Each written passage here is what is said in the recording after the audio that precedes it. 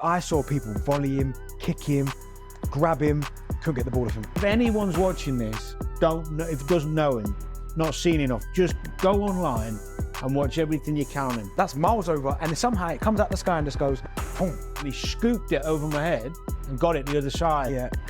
And you know when you just raging, I couldn't get near him. Ah, unbelievable.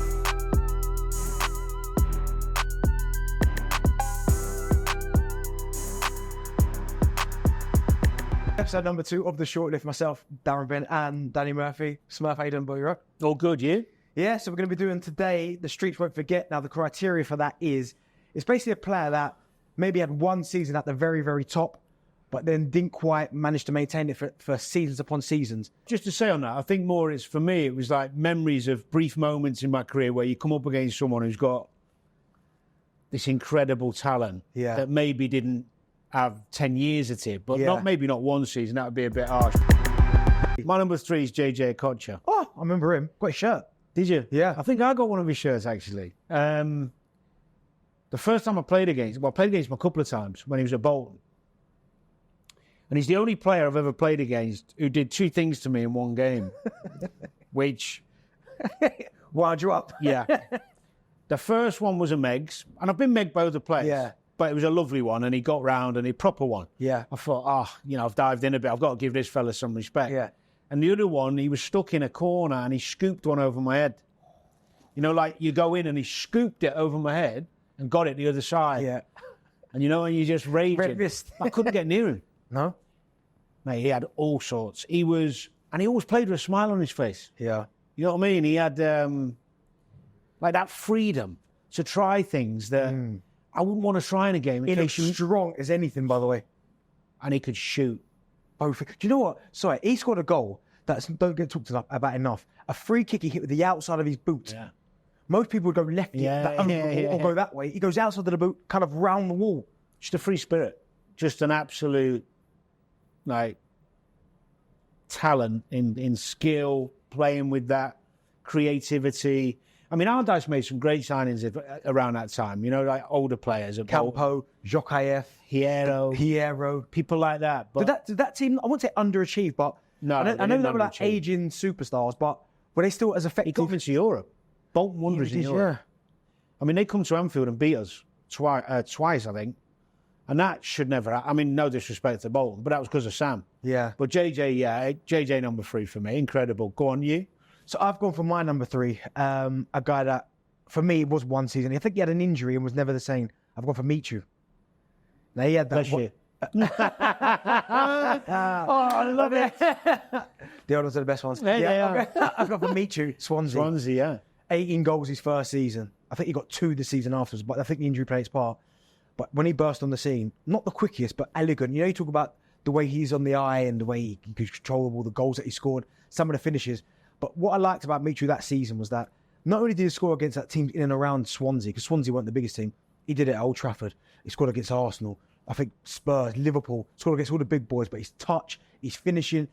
And if I can remember rightly, he very rarely ever smashed the ball. It was one of those finishers that, you know, you just caress it and you think, why was the goalkeeper not save that? But it's just like bounced in the corner and the keeper's like stretching, he can't get there. I love Michu. Were you surprised no one took him after that season? Yes and no, because he got linked to everyone that season. But I think the injury, I think it was against Cardiff, he had an injury, and he never came back the same. So I think people, if he'd have done it, backed it up, I think with maybe 2 seasons in a row potentially. I know you got to strike while the iron's hot, but I think 2 seasons, I think someone would have taken him. Because I think he was levels above Swansea. But the injury for me done him. But he was, when you talk about the streets never forget, you will see little compilations on social media. He was unbelievable. I'm more impressed with your knowledge. You remembered what game he got injured in. I know, yeah. Come on, what, you think's by accident? No, it's just proper alarm. You're impressing me every week. Yeah? Yeah, it's like quality. I don't know if to take that seriously or... No, serious. Yeah? Yeah. You won't get many, so just take it. I'll take that. So who's your number 2? I've gone for someone who I know you'll appreciate, and I didn't really appreciate properly till I got the chance to play with him for half a season when he come on loan. Hold on, where did... Liverpool. Oh my goodness, I know you're going to say it. Nicolas Anelka. I know he went off to Spain early, and maybe people remember who were old enough to that brief time at Arsenal. But this guy Super chilled, by the way. Not a problem. Nice guy? Yeah. People, he came with this reputation of being difficult. No.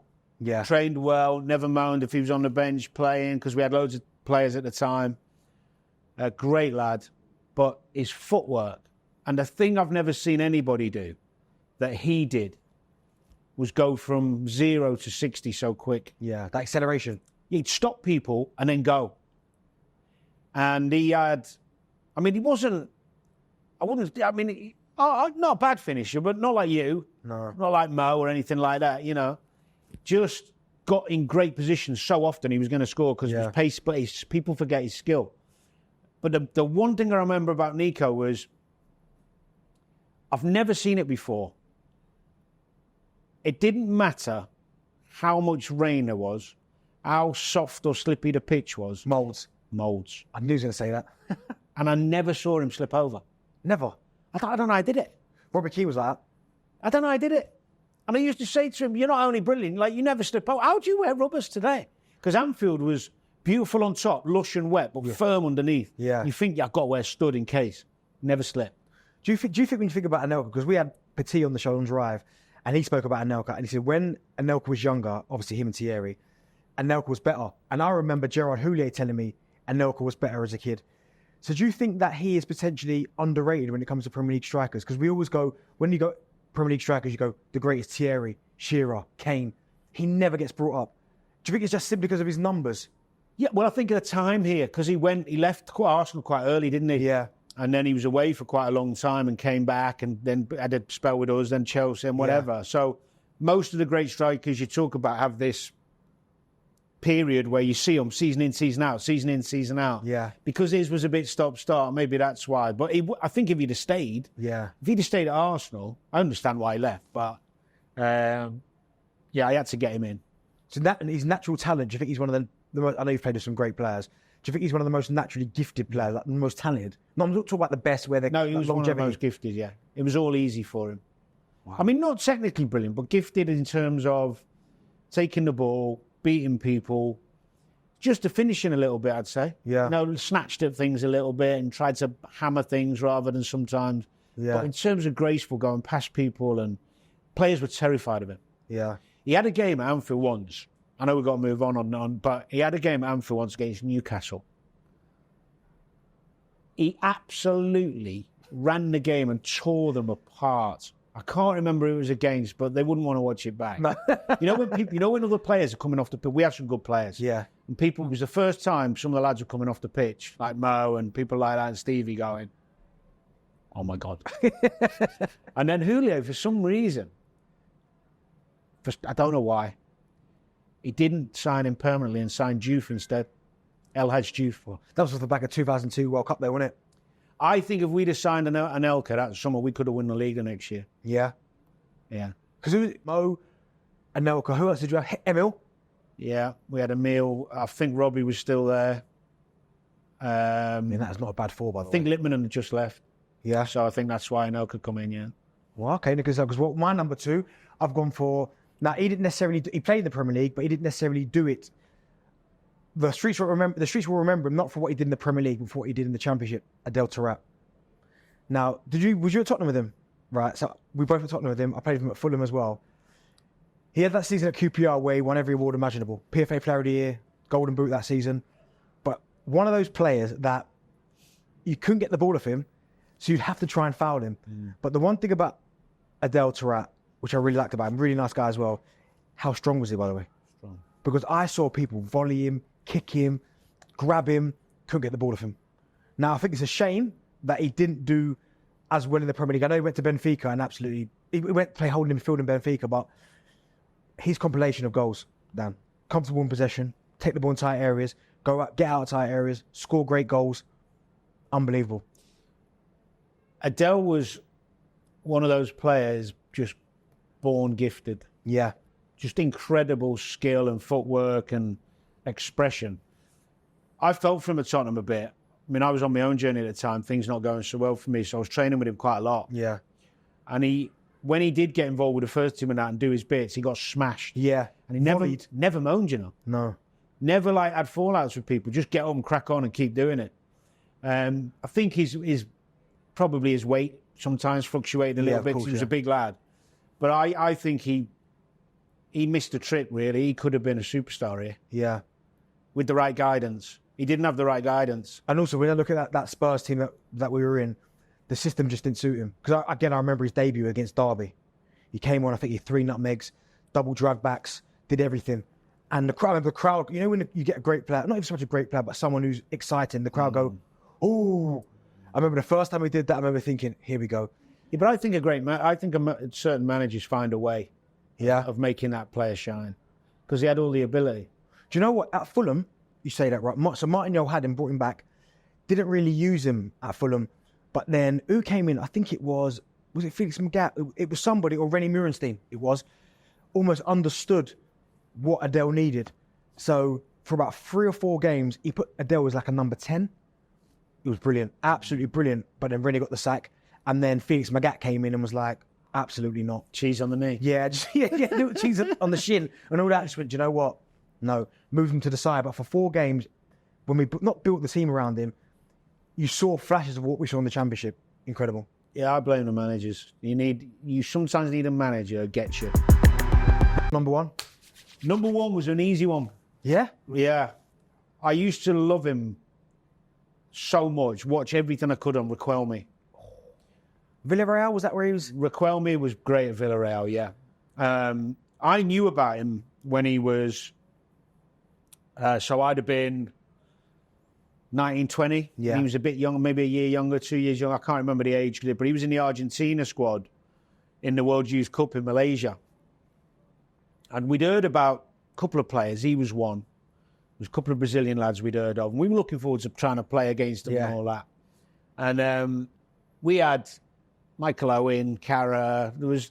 Well, Owen was regarded as Kieran. As one of the... Owen was a superstar, yeah. Anyway, somehow happened we got him in the first knockout stage, which we didn't want, but it happened that way. And Riquelme played centre mid. And I've never seen, till that age, like, obviously as I've gone on in pro football and played against the best, but that was the one best performance I'd ever seen to that point in my career. Yeah. I'd never seen any ball, been on the same pitch as somebody who could slow the game down, speed it up, pass his way, dribble his way. Big lad as well. Yeah. And he had another player, he had Pablo Aimar as a 10. Oh, my goodness. And the more we tried to get after him, you know, like people like Cara and Michel, it's like, come on, we're like, yeah, nah. They beat us 2-1, it could have been 10. He was absolutely incredible. From that day, I just watched him every time I could. Look for him all the time, you know, like, where is he, what's he doing? I'm amazed he didn't do more, but people say because of his athleticism. Yeah, because did you not play against him like in Liverpool or... No. England? I remember the England game. I watched the game when he... Did you play in that? No. Argentina? For that? No. England, obviously Argentina. Yeah. When it was the game, I think Michael scored, didn't he come back? England came back. Yeah. Or did the Argentina come back? I can't remember. But I remember Riquelme ran the game. Yeah. Do you know what it reminded me of? No, it's not reminding me of it exactly, but when I grew up, when I first started watching Liverpool, they had a guy called Jan Molby. Did you ever see anything of Jan? No, but a lot of people tell me that he wasn't the most mobile, but could run the game. Oh, unbelievable.